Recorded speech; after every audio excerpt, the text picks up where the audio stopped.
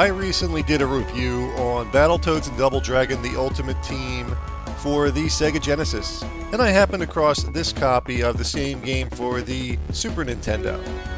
So I asked a couple of my fans on the Classic Games Revisited fan page on Facebook, what should I do with this?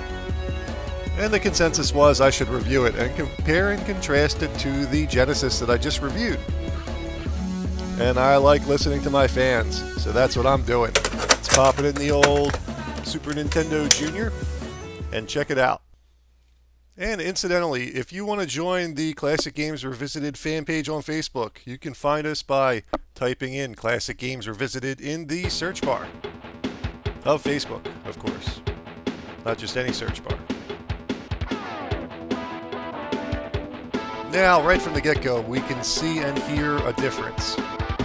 The visuals and the graphics are much clearer and a little bit more fancy, if you will, with the 3D effects in the title screen.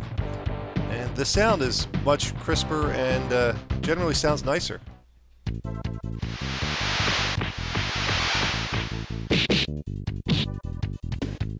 Now, the gameplay itself hasn't really changed from the Genesis version.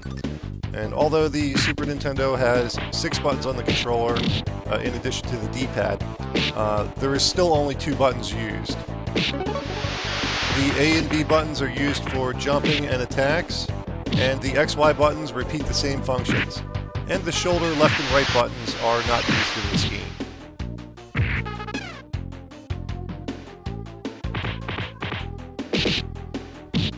Now, one thing aside from the graphics and sound that I did notice that was different was the enemy AI seemed to be a little more aggressive, if you will. This game is actually appears to be more difficult on the Super Nintendo. And I did notice that a couple of the enemies had some new moves on the Super Nintendo version that they did not have in the Sega Genesis version.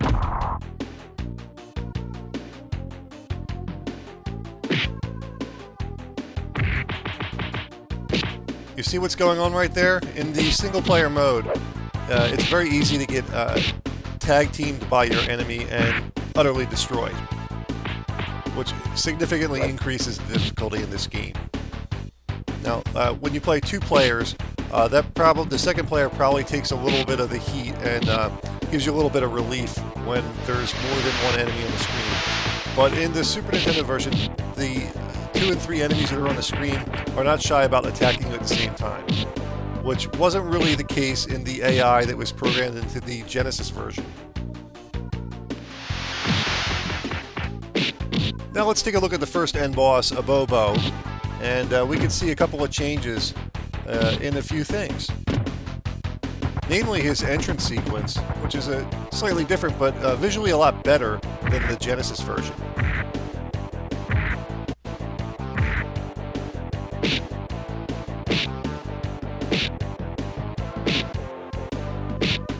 Now, although the minor enemies in the game that spawn throughout the stage and you have to defeat to advance in the stage were generally more difficult, I didn't see any real difficulty increase in the end bosses like Abobo here.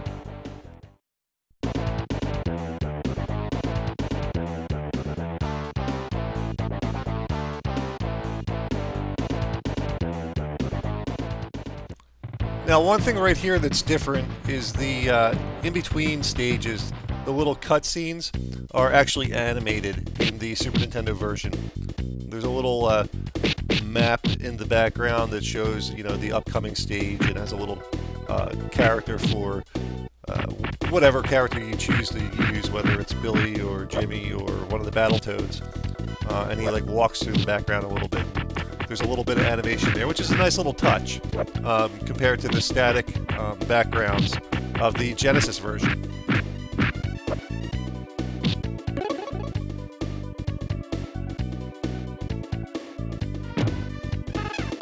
And there you have it, a brief overview of the Super Nintendo version of Battletoads and Double Dragon, the Ultimate Team, and how it compares and stacks up to the Sega Genesis version.